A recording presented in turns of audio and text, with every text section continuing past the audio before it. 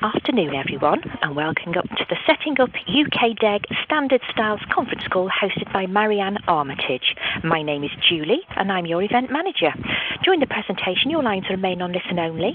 If you require assistance at any time, please key star and 0 on your telephone, and a coordinator will be happy to assist you. You may submit web questions throughout the presentation by clicking on the Q&A arrow on the right-hand side to expand the panel. Type your question and send to all panelists. These will be addressed in the Q&A session if we have time. I would like to advise all parties this conference is being recorded for replay purposes, and now I'd like to hand the call over to Marianne. Please go ahead. Thank you very much, Julie. Good afternoon, everyone. I'm Marianne Armitage, and I'm Head of Training for Business Systems and Applications at Acorian, and I'm also the UK Document Excellence Group Standard Styles Lead. With me today is Claire Waller, who is an independent consultant, is the UK Document Excellence Group Events Lead, and is a Standard Style Specialist. What she doesn't know isn't worth knowing. I'd also like to thank Ticket for sponsoring today's event. They very kindly set up this webinar for us this afternoon, and we're sitting here today speaking to you from their beautiful offices on Knight Rider Street. In today's webinar, I'm going to be talking to you about what standard styles are and why to use them. I'm then going to talk very briefly about how to plan for standard styles at your organisation, and then we're going to take a deep dive into how to go about constructing standard styles. So I'm going to start by speaking a little bit about what do we mean by standard styles. Now, every law firm has its own interpretation of house styles, the font face, the paragraph design, and the numbering scheme. And we in the legal and financial services professions have our own unique appearance for our documents, our contracts, our deeds, our agreements, our correspondence, and these convey our professionalism, our branding, and our individuality. But as facilitators of this style, we need to make it as easy as possible for our users to work with, and also for us to be able to collaborate with other people on and stick with this style. So to do this, we make use of one of the most powerful features of Microsoft Word, styles. Now, styles allow us to create our own identity within these documents, and we create our own templates with ribbon tabs that make our users' lives easier. But because styles mean different things to different firms, what happens when we need to work with another firm's document? Well, we struggle. If all organisations adopted a standard set of style names so that from the outset we know which style to apply and where, it would make it easier to work with and collaborate with each other. So in a nutshell, standard styles are a recommended naming convention and style structure.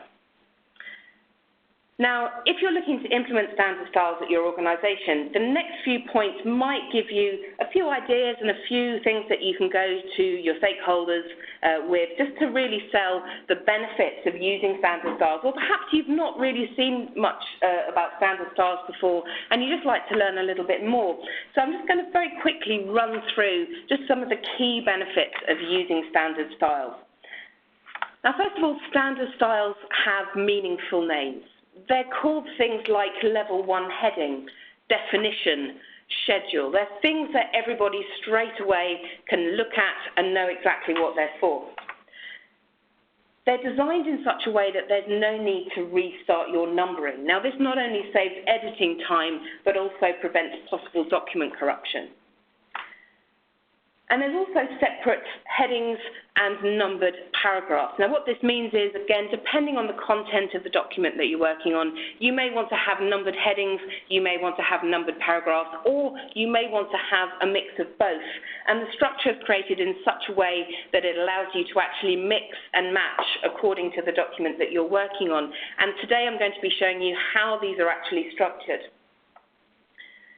There's also a separate schedule numbering set.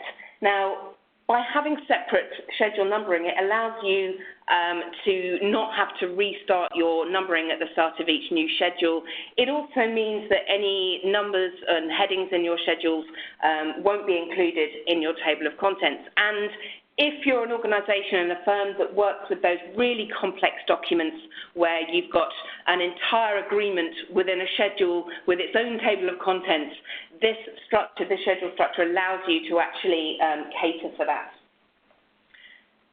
And of course, it means improved collaboration. So if we're all using styles with the same names, it means that when we're exchanging documents between organisations, we know exactly which style to use and where. And ultimately, this means less training. As much as it pains me to say, as a trainer, it means that if everyone's working with styles that are the same, there are fewer sessions required on how to work with other organisations' documents. So who's using them? Well, these are the organisations that we know of at the moment who are using the UK DEG standard styles. If you know after today's session that you're using them as well and you don't see your name on that list, please don't hesitate to get in touch. We would love to add you to this list.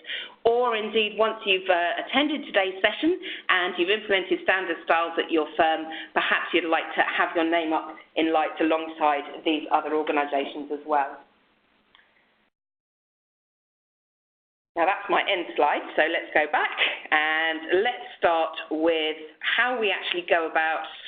Oops, I've launched Outlook. I'm so sorry, Claire, that's your Outlook there.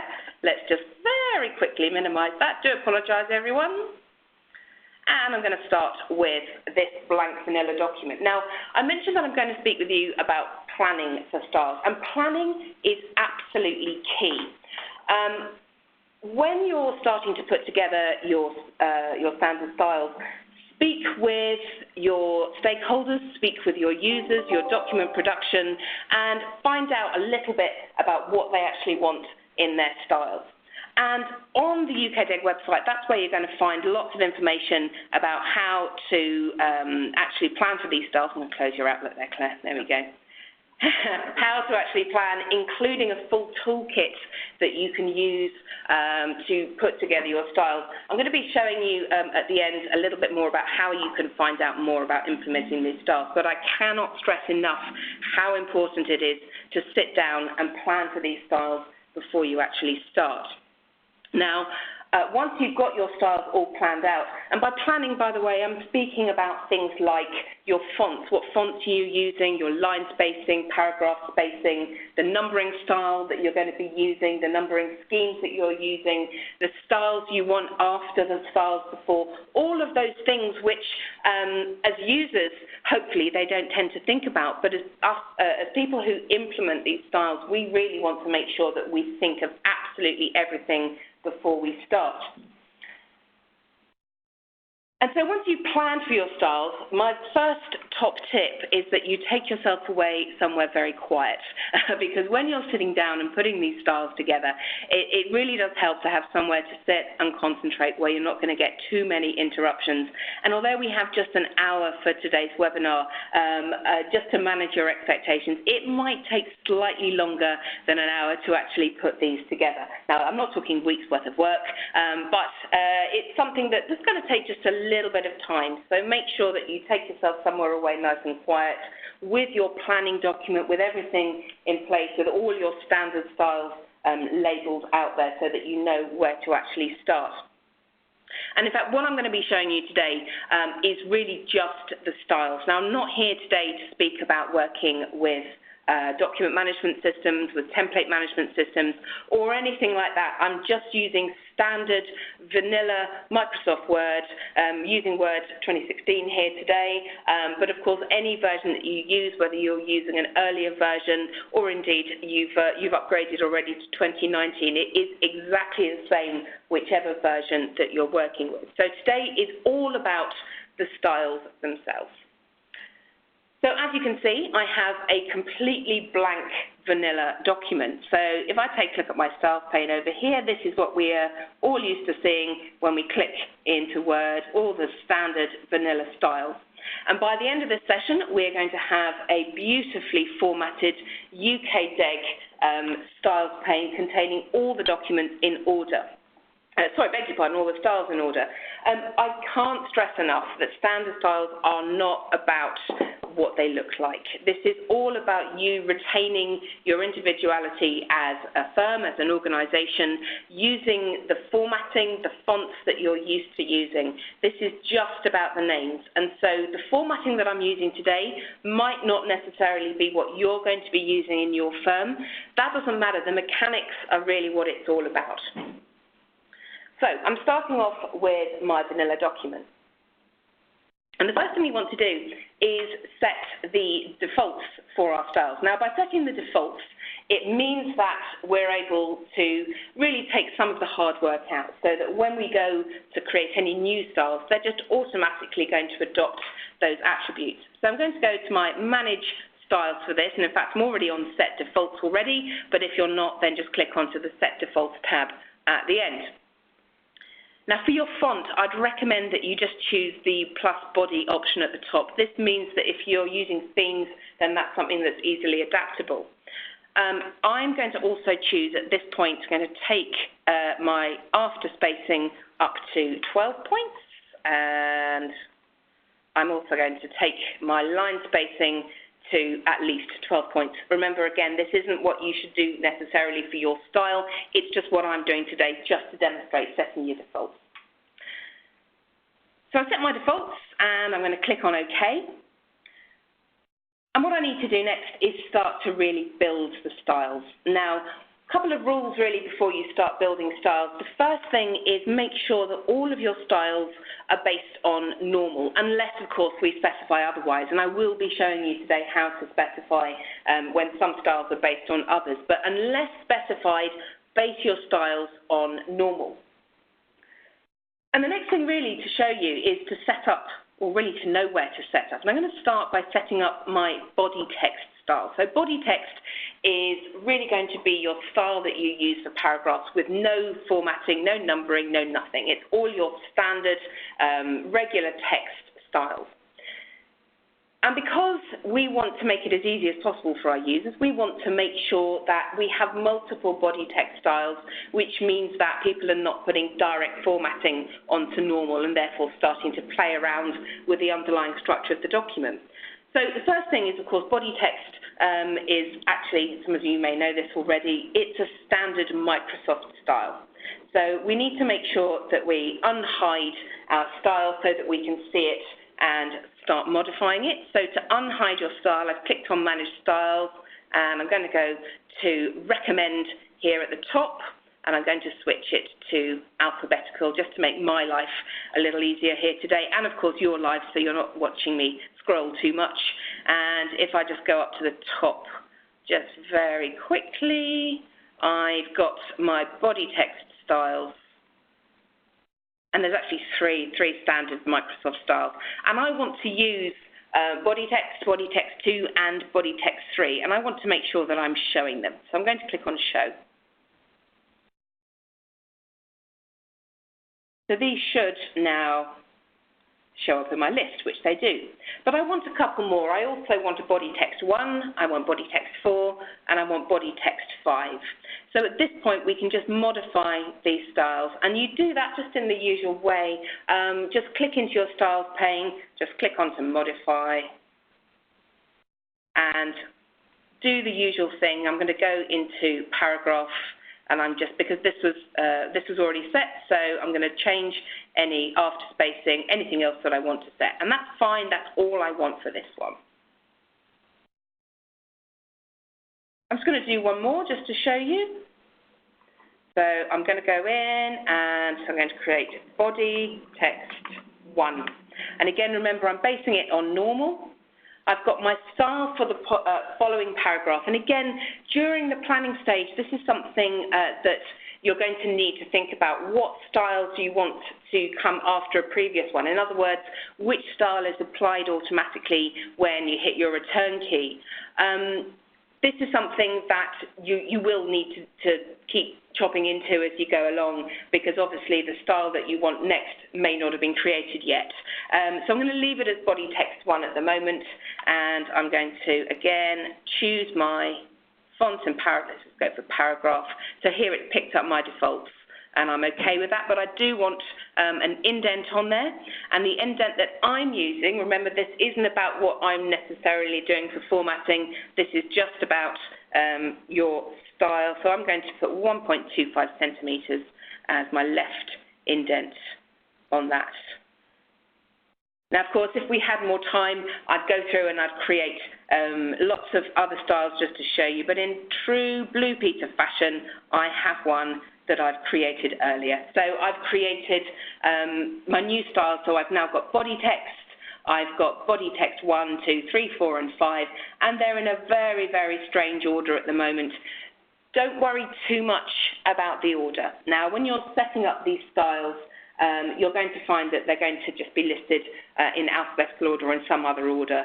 That's something that we can change later. And in fact, that's something that, first of all, you're going to want to do at the end once you've got all your styles created. But it's also one of the great things about using standard styles and indeed creating your own styles is that you can then create the order that works for you. We generally recommend document order to make it easy for people to work with, but I've seen standard styles for various different firms and organisations, and everybody does it slightly differently. But again, it's what works for you and works best for your firm. So once we have created our body text styles, we can go ahead and create our numbering styles. Now, this is really the main event. These are the styles that eventually you're going to be using for the main body of your document. These are going to be your level styles, your level heading styles, your level numbering styles. Now, again, as part of the planning process, sorry about that, as part of the planning process, think about the styles that you're going to use the most.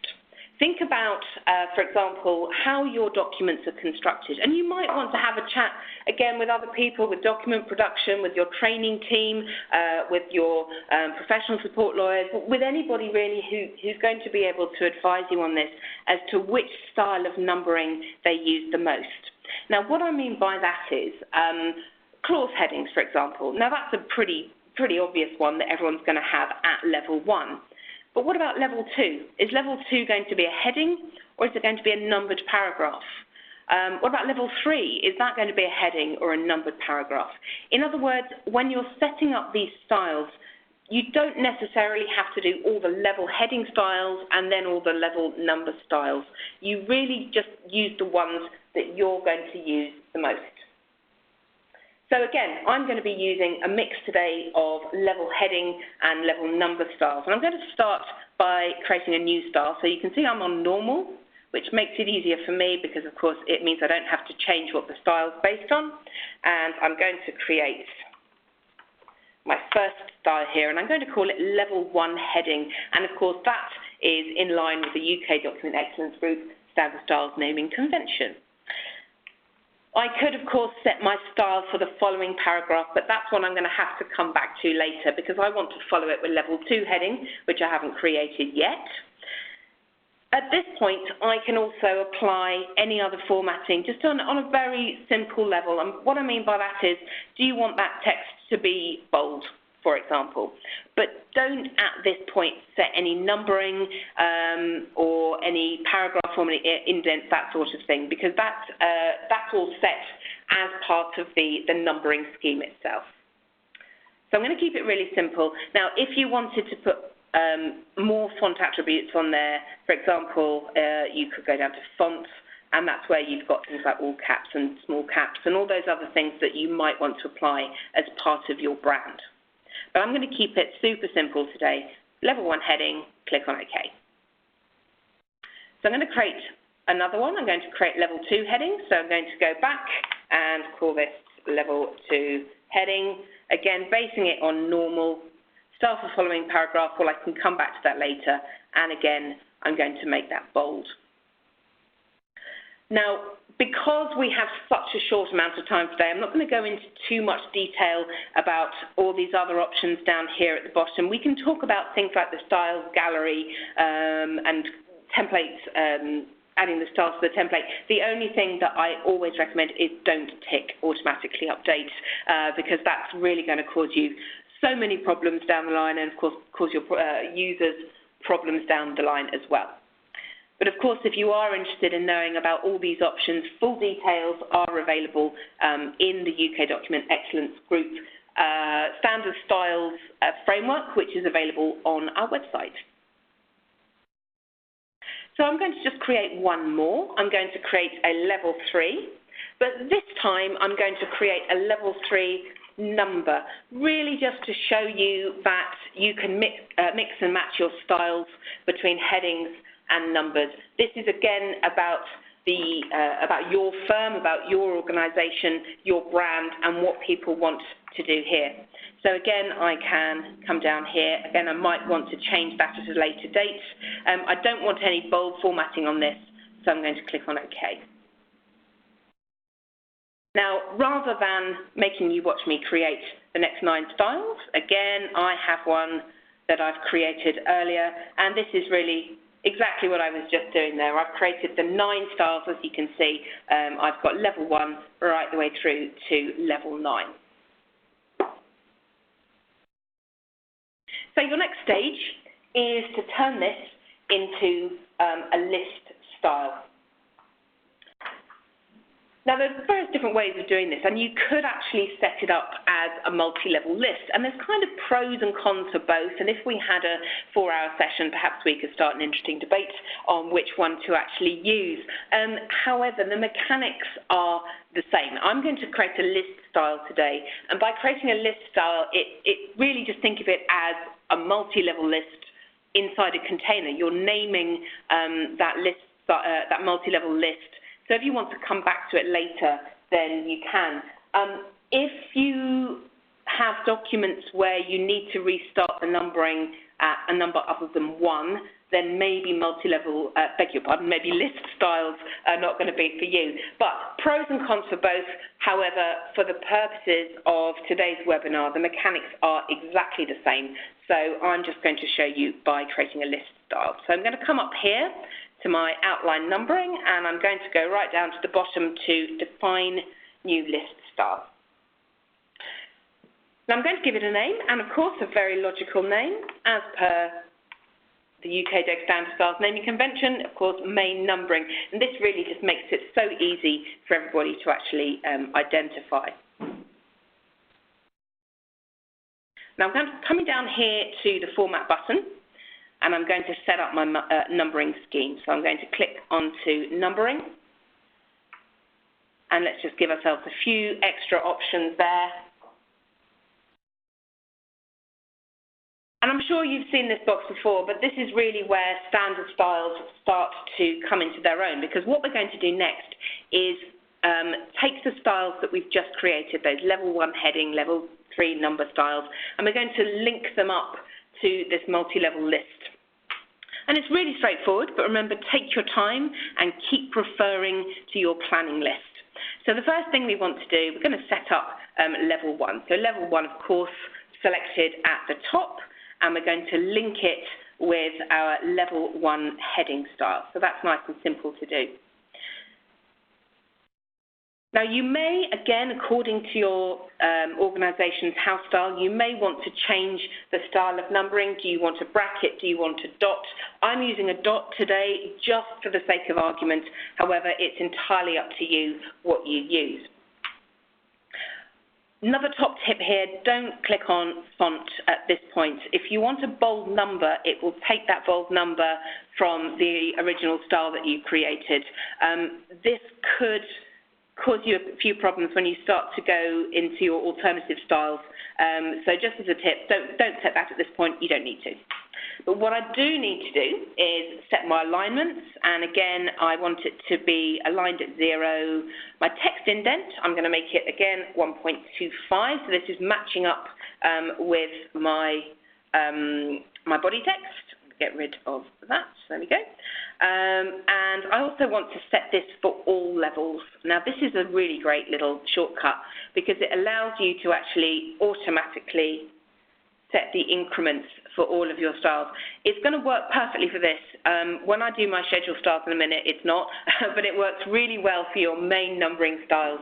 So by clicking on OK, you can see it's automatically incremented by 1.25 centimetres. Again, this is great if your increments are equal. However, of course, you may need to change that depending on your firm's house style. Also at this point, just make sure that you're happy with what you follow your number with. Do you want a tab character? Do you want nothing or a space? That again is up to you. Probably tab character is 9 times out of 10 what you're going to be using, but we may need to come back to that later when we start looking at some of our other styles. So I'm just going to very quickly do a couple of others. So I'm coming down here to level 2. Again, I want to link that up to my level 2 heading. And my style for level 2, now the one that I'm using today, I'm going to use a 1.1. This is again for sake of argument. Your organisation may do something completely different, but I just want to show you 1.1 just in case any of you haven't come across this before and how you make sure that you're picking up the number from the paragraph above. So for this, I'm going to come down here to this box to include level number from. So I'm picking up level 1. So that's the first part of my 1.1. There's my point, and there's my 1. Again, it should pick up any increments that I've set. Again, if you wanted to change that at this point, you could do. I'm going to leave it like this just to really for speed here today. I'm going to show you one more. So I'm going up here to level 3. So this is going to link with level 3 number. For this, I'm going to be using an A. And I'm going to just type my bracket in there. Again, make sure that my positions are right there so that I've got my alignment, I've got my indent, make sure that my tab character is okay. I could go through and create the next 9, and in fact, when you do this, that's exactly what you should do. I'm just going to stop there for today, just so I can show you one that I prepared earlier, but also just to show you how this is going to look in your styles pane. So when I click on OK, you can see it's already starting to take shape. I've now got my first 3 levels all linked up, and if I type some text, you can see it's already starting to take shape.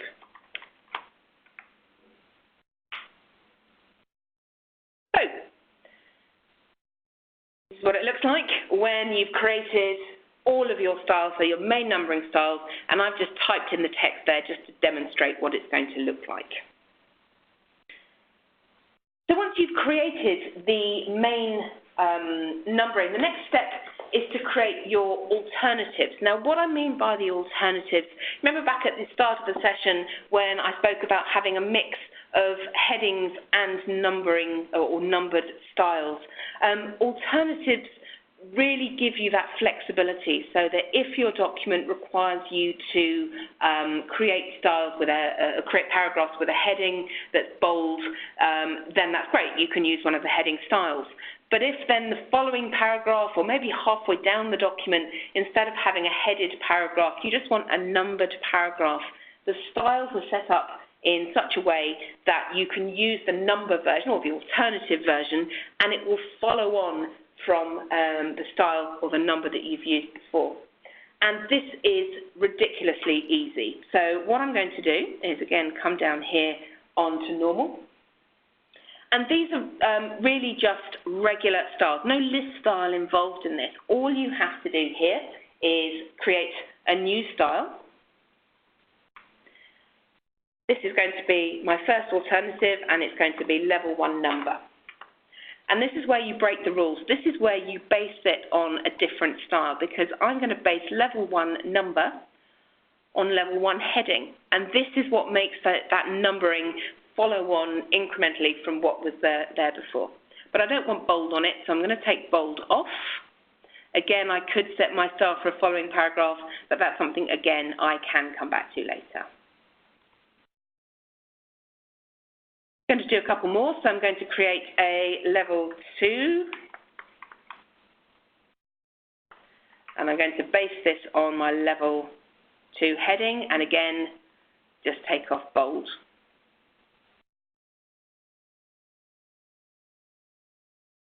And then finally, I'm going to create a level 3 number, so click on to create a new style. And this is going to be level 3 heading based on level 3 number. Now I do want this bold, so I'm going to put bold on.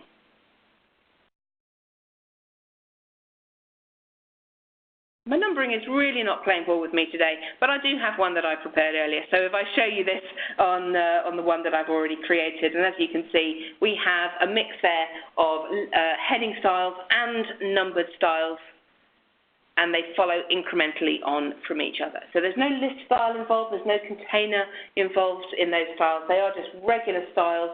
They're based on the style above. They provide you with an alternative that gives you that flexibility in your document.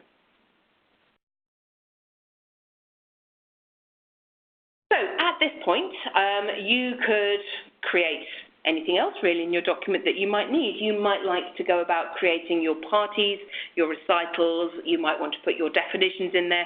There's no set order really in how you do these, but I'm going to talk about schedules, because the schedule numbering is really much the same as the main numbering in the document, but we can get really quite clever with our schedule numbering, because we might start to want to build in things like our schedule headings. If we use parts, if we label part 1, part A, whatever it might be, we can build that into our numbering scheme as well. So I've got my document here. I'm just going to do it in this same document that I've created here. And I'm going to go back to normal, and I'm going to create a new style. And much like you did before where you set up your main numbering, the first thing you need to do is set up the styles themselves. What are the styles called? And then set the very, very base level formatting. So, excuse my typing, there we go. So I've typed in the name of the style. It's based on normal, and as per the UK Document Excellence Group Standard Styles Naming Convention, I'm calling it a sh1 heading. Again, you could come back at a later date and set up your style for next paragraph. I'm going to keep it simple. I'm going to create a bold style for that as well. And I'm just going to do one more here today. You can see I forgot to select normal before I start. It's not the end of the world, it just means you have to do what I just did, so it's probably not a bad thing that I did that, just to show you. And again, you can apply any direct formatting onto that as well. Now, I could go through at this point and again create all of the additional styles if I wanted to, but before I do that, I mentioned there that you might like to include your schedule heading and any part headings into this numbering scheme as well. Now, this is a really useful thing because it allows you to number your schedules so that with one click, when you're applying that style, you're automatically putting in Schedule 1, Schedule 2, whatever it may be. It also means that the numbering is going to restart at the beginning of each schedule style. So this is a really nice thing to do. So I'm going to keep it simple. I'm going to create a new style. I'm just going to call it schedule. Again, as you can see, once again, I've forgotten to click normal before I start. I'm going to apply my formatting, and this time I'm going to make it both bold and centered.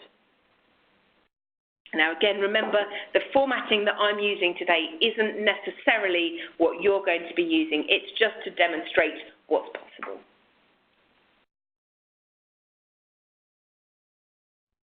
And I'm just going to create one more just to show you. I'm going to create a part heading. And again, I'm going to make this bold and centered. Again, you could put additional formatting on that if you wanted to. And this is what it looks like when you've created your schedule. So I have, albeit in a very strange order, I've got my part and schedule styles here with the bold heading styles and then the number styles underneath. So that's the first step, that's the core level.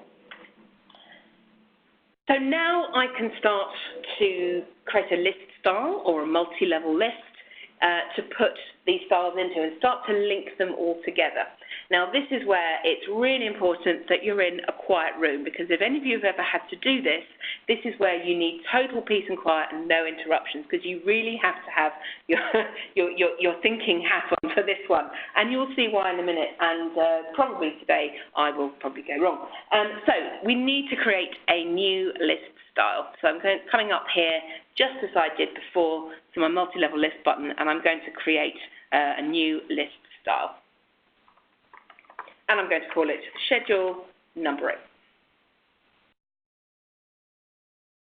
So again, come down here to Format, click Numbering, and we're back here again. But this is why you need to be in a quiet space, because Level 1 isn't going to be your Schedule 1 heading. Level 1 is going to be your schedule title. It's going to be that style that we called Schedule. So we're going to link it with, keep clicking, there we go. I'm going to link it with this schedule style right here. And so we don't really need the bracket. We certainly don't need that yet, but we do want the number, so let's be lazy and keep that in. But what we also want is the word schedule. Now, of course, let's go switch that back to 1, there we go, sorry. If you are creating documents that don't use the word schedule, if they use something else, you're creating documents in another language. Say, for example, you're creating a document in French and you'd like to put annex in there. That's something that, of course, is really flexible and easy to do. I seem to click down to level 3. That's probably where that happened. Told you I'd go wrong. There you go, just to prove to you this is live. Let's just do that one more time.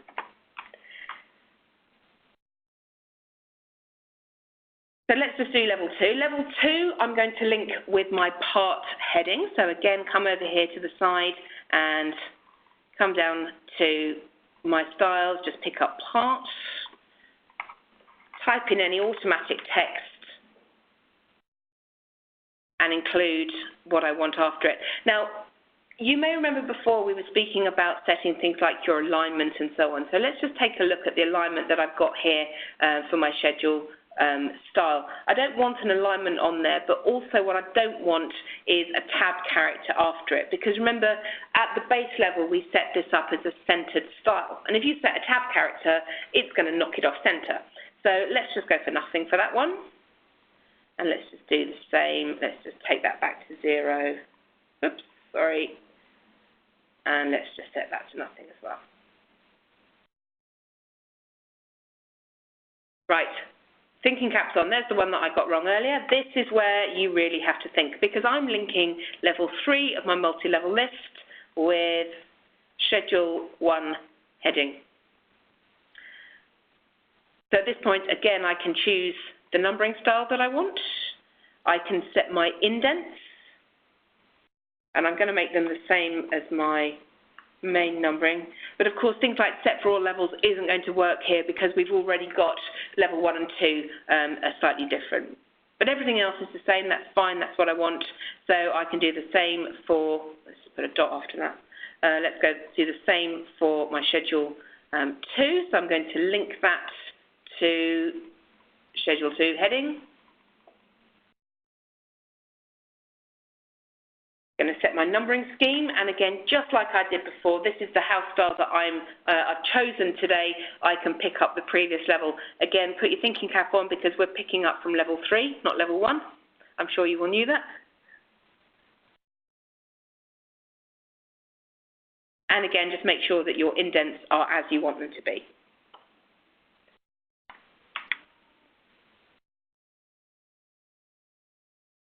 Probably should be 3, but my maths isn't very good, as you can probably tell. So if you click on OK, that, again, just gives you an idea as to how it's going to look. Again, I haven't set all of them up today, but it gives you that schedule style at the top of the list. We have the part style just there as well. So let's just show you what that looks like.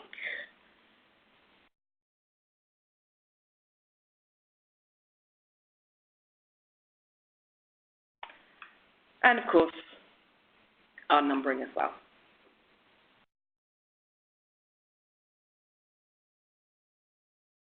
And here is what it looks like. We have a schedule with part headings using the schedule numbering scheme. So we can now set up our alternatives for our schedule styles if we're using them. So again, very much like your main numbering, if you want to then set up your separate set of schedule alternatives, you create them in exactly the same way as we did for the main numbering. In other words, you create a new style without linking it into anything. You base that style on one of the existing styles, so this is going to be based on my Schedule 1 heading, and then tweak any formatting as you see fit. And I'm very conscious of the time, so I don't want to bore you by making you watch me create all the others, so I have one with all of that alternative numbering already created. Now, of course, we've really created the main styles here. We've created the main numbering, we've created the schedule numbering, but your document is going to contain other numbered paragraphs as well. It's going to perhaps need to have some definition numbering in there, or perhaps you might want to create some numbering for your parties and for your recitals. Now, you can create these in exactly the same way as a list style. So just because we've already looked at this today, I'm just going to walk you through the steps for definition styles. And I'm going to start by just showing you, if I scroll the right way. So I've just created 6 styles here that I'm going to then convert into a list style for my definitions. I'm not doing anything different to what I did before. I'm just going to convert that into a list style, just to show you up here. This is why list styles are so good, because you can actually come up here and modify them at a later date. So just to show you what I did, I've just created a separate set of numbering, a separate list style for my definitions, and again, just linking them in with the styles that I've just created.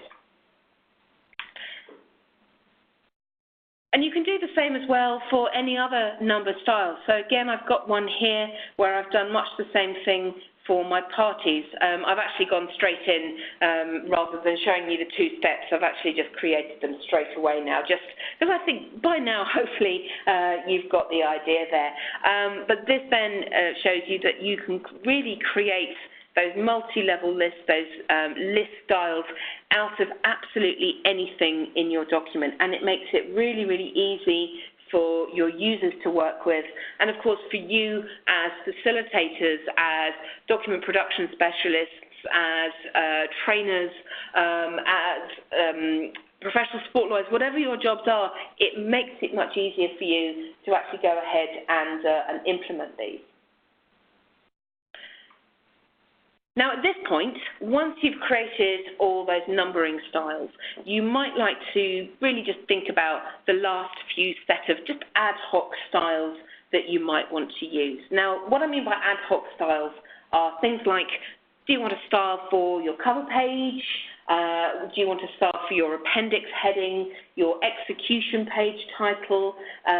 Do you need a separate style for your definition term? For example, we strongly recommend that if your defined terms are going to be showing up in bold, that you create a character style for that. So these last little ad hoc styles that you might want to create, again, create them as you would any other new style. In other words, click on the New Style button just to create those as per that sheet that you've now got in front of you with everything all listed. So just to show you what I mean, this is what it can look like. I have created an appendix style. There are my recital styles, cover page, definitions, which we had already, execution. I've created another style called intro heading as well. Intro heading's really useful for all those unnumbered headings that you might want to have where you've got, for example, your operative provisions, or you have it is hereby agreed, or just anything else that you want to put in your document that needs to be bold, that's a heading. It doesn't necessarily go in your table of contents. It's just something that needs to be bold out there in your document. Now, once you've created these extra styles, we're almost good to go. And there's kind of one final stage really here that we need to do, which is to take this rather messy looking styles pane and first of all hide the Microsoft styles that we don't want our users to be working with, but also to put these styles into document order. Now, by putting styles in document order, it means that it's easy for your users. It's easy for people to identify where they're using that style. If you have a lawyer who's working on a particular document, they're working with a clause heading, and it's kind of appearing halfway down the styles pane, they kind of know that they're almost in the right place. Or your schedule styles are near the end. They know that they're in the right place. It's yet another little clue, little bit of hands-on training as they're working with it as to where they should be using these styles. So to do this, we're going to go back to our Manage Styles button here at the bottom. And I'm going to be using this Recommend tab, which is in fact where it's taken me back to because I was there before. But at this point, I'm going to switch it to alphabetical, just really to make my life a little bit easier. And I'm going to hide the styles that I don't want, first of all. So normal is great, but I don't want people using it, so I'm going to hide it. I'm going to hide my no spacing as well, just because it's there. And again, this is where I'm saying it's going to take time. You may need to go through this list far more slowly than I'm doing here. But just, again, hide the styles you don't want. You can use Shift and click or Control and click if you want to hide any styles in one big block. But this is also where you go about changing the order of the styles, the order in which they're going to appear in your styles pane. Now, what you can see in this recommended list, you can see each style, let's use one that we've created, each style has a number, a value against it, a number that's been associated with it. And this number is its position in the list. And of course, the ones we've created, it's put right at the very top. But otherwise, it's going to put them in alphabetical order. So this is where we can start to really use this number to get the list as we want it to be. Now, if you really, really wanted to, if you have so much time on your hands you don't know what to do with it, you could use the Move Up, Move Down button to get everything in the order where you want them to appear. But of course, there's a far quicker way of doing it. And in fact, what I'm going to do is go up to my level heading styles, the ones that I created first in the session here this afternoon, and I'm going to allocate these into a particular number. Now I'm going to just use Shift-click just to bulk select these styles. So to allocate a unique number or a particular number, I'm going to click on to Assign Value. And I'm going to pick a number. Now, this is where you really just have a think about the styles that we're using. And again, this might need a bit of tweaking and fine-tuning as you work through. Full details, by the way, of this particular part are, of course, in our framework guide from our website. But what I'm going to do here is assign a value of 30. Now, what that means is by assigning 30, it means that if, for whatever reason, I wanted to come back and I wanted to change, say, for example, I wanted to make sure that level 1 number goes above level 1 heading for whatever reason, I could then just assign that value 29. It just makes it really easy. If you start in the middle rather than starting at 1, it just makes it much, much easier to go back and tweak at a later date. I'm also going to go down to my schedule styles. I wish I hadn't scrolled. Let's just scroll quickly. There we go. Sorry about that. Thought it was going to be nearer than it was. And I'm going to assign my schedule values as 60.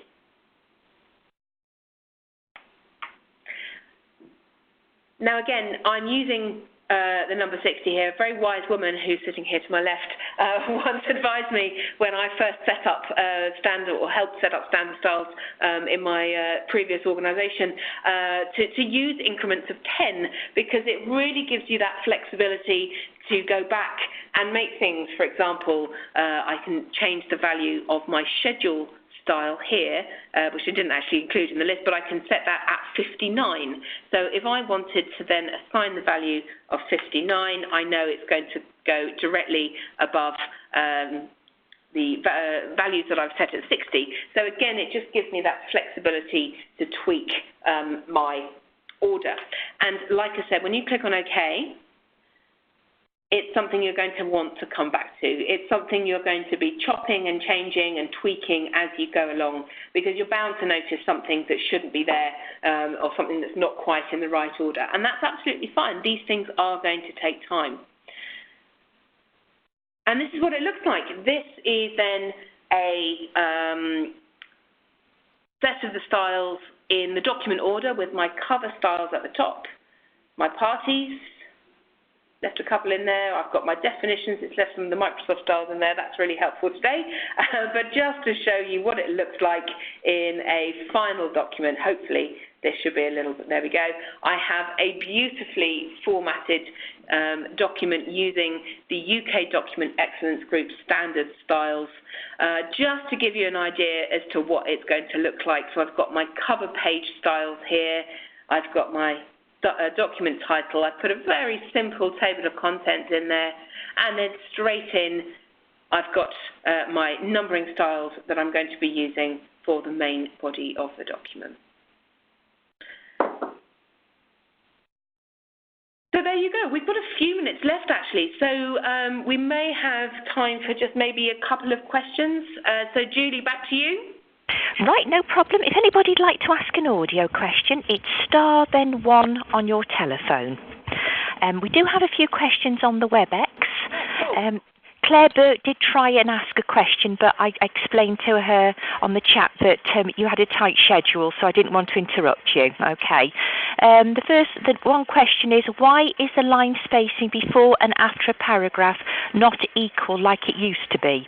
Having spacing after a paragraph messes up the look of tables, which then require manual intervention to make it look good. It's a very good question. In terms of the direct formatting or the formatting that you choose to implement in your organisation, that's really up to you. What we're really trying to show you today is that your styles are your styles. Your brand and the way that your documents are formatted is really entirely up to you and how you want to do it. We're just showing you that standard styles are flexible enough to be able to use and apply your styles correctly. And we do know, and it's Claire here by the way, we do know that in certain versions of Microsoft, some of the default things have changed, and we'd like them changed back too, probably. But yeah. But it really is a case of setting them up to suit your standards. Thank you for that. And then we have another question. What about schedule subheadings? Is this established using the soft return? Yes, it is, absolutely. So if you have a schedule heading, for example, and you'd like to include that in your table of contents, let me show you. I haven't got a table of contents set up, but yeah, absolutely use a soft return. And let's just quickly pick one up. Like that. I'll scroll up because it's right at the bottom of my page. Great. Did that answer your question? And then we have, from the same person, I vaguely remember a few years ago best practice changed. It used to be equal before and after, but now it's para after that's used. I think that's similar to the question before. Again, it really is a case of setting it up. We aren't, and I know Marianne said this before, we are not dictating what your style should look like. Some people will want a bigger space before, a larger space afterwards, the same. So it really is a case of thinking that through. And it kind of goes back to what Marianne said as well. And I really can't stress that enough, having done this for firms several times, is planning is key. So on the website, you not only have the framework, but you have examples of the kind of forms that we've used, you know, as Marianne said, for things like dictating or deciding on the numbering order, that kind of thing. So, if you're thinking of doing this, it's worth looking at that. But I think the other thing that's really important is you have to plan what you want your styles to look for and not necessarily go with defaults. Okay? They just said thank you, so you've obviously explained it. Okay, lovely. There's no more questions on the WebEx, and there's nothing on the audio. Oh, yeah, she's just saying it's really helpful. Thank you. Oh, good. Thank you very much. Oh, I think we do have one question on the audio, and it comes from the line of Susan. I'll just pop her through. Please go ahead. You're live into the call. Hi, Susan. Hi, thank you. I just have one question. When you're setting up your numbering styles, you had main styles and schedules. Are they two separate numbering formats, Yes. or will they be linked at the end as one? They're two separate ones, yes. So they're two completely separate, so that when it comes to cross-referencing, we can use full context for schedules as well? Absolutely, yes.